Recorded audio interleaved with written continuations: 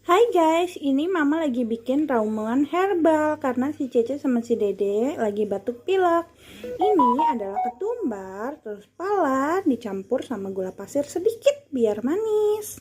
Setelah seduh pakai air panas, sekarang sudah nggak panas, masih hangat. Kita saring, jadi kayak teh gitu.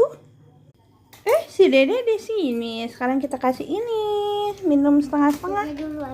Cece, nih teh obatnya nih.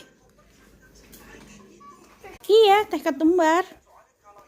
Setengah ya, untuk Dedek setengah. Tuh, si Cece jagoan banget.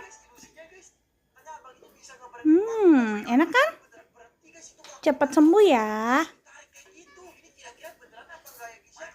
Wah, sepertinya si Dedek ragu. Enak kok.